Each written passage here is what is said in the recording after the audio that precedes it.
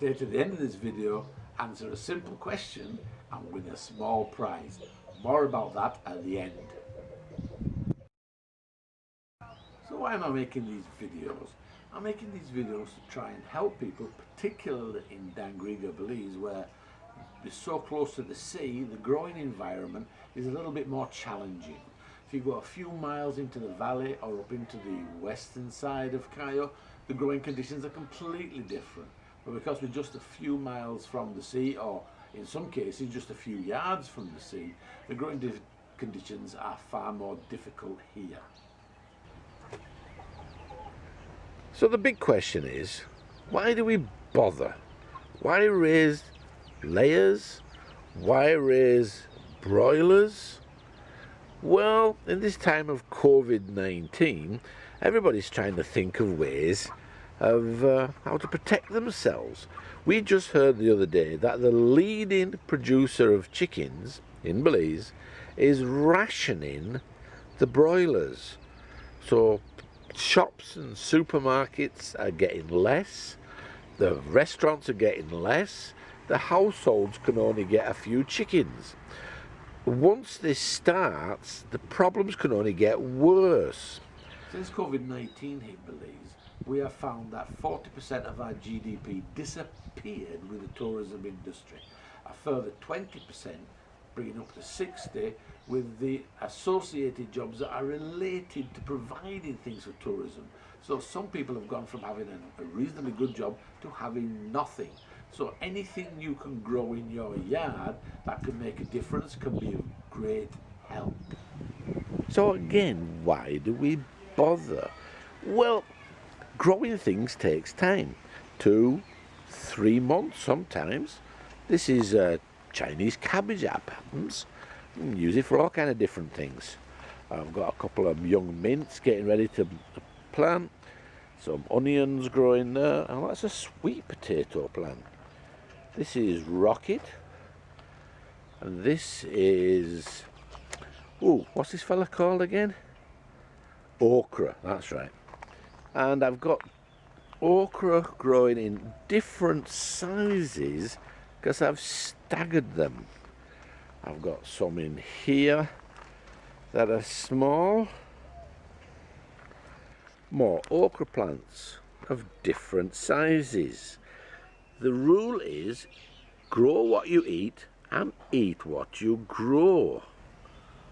Also what I have in here is some sweet peppers, fairly young ones. This is my ginger pot. That's turmeric or yellow ginger. And underneath these, shadow again, here we go, bad photography.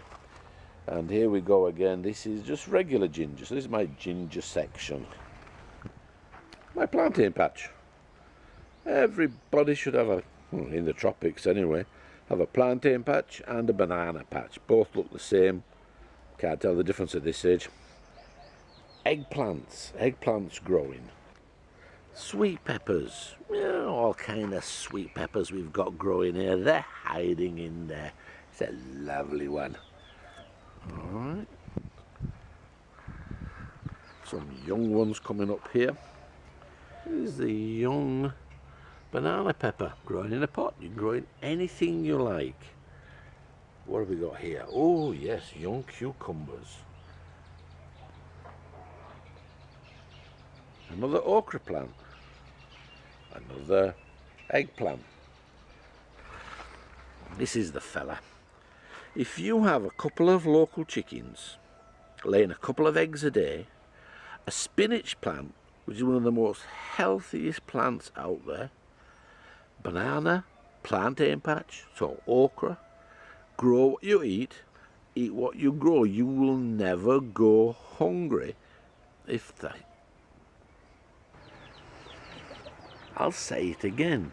Couple of chickens in your yard that you could feed for free from the scraps that come out of your kitchen, spinach plants, banana, plantain, maybe buy some rice, a little bit of flour. You're not going to starve.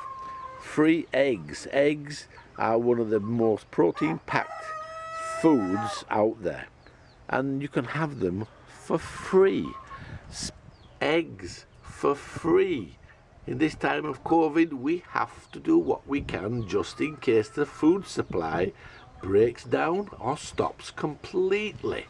So the question is, and I don't have the answer, but the question is, what do we do if all things go wrong and the food supply chain breaks down?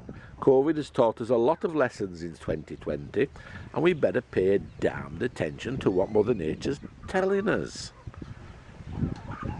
In preparation for all of this, there's an old saying, Chinese of course, the best time to plant a tree was 20 years ago. The second best time to plant a tree is today. Now, you could use the argument, well, it takes months to raise the chicken, months to grow the vegetables, but if you don't start protecting you and your family, you only need a small plot, a couple of raised beds, make them cheap, make them in the corner of your yard, one chicken per family member, grow what you eat what you grow, and you will not starve. So between 6 and 8 weeks, that's why the average is 7. So I use a chicken a week, 8 weeks, that means I need 8 chickens, and as I butcher a set of chickens, I go get 8 more of these broilers, and I start again. An old saying we always had in teaching is, if you fail to prepare, you better prepare to fail. So maybe that's the answer of why do we do it? Why do we raise local chickens for local eggs? Why do we raise the broilers for meat? Because we can. You don't have to be self-sufficient in everything, but try and become self-sufficient in something.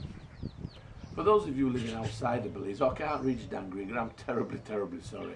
Because one of the rules is you have to come to my yard and answer a simple question. If you get the question right, you win a plant.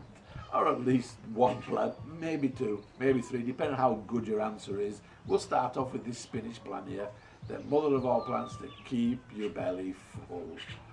Thank you.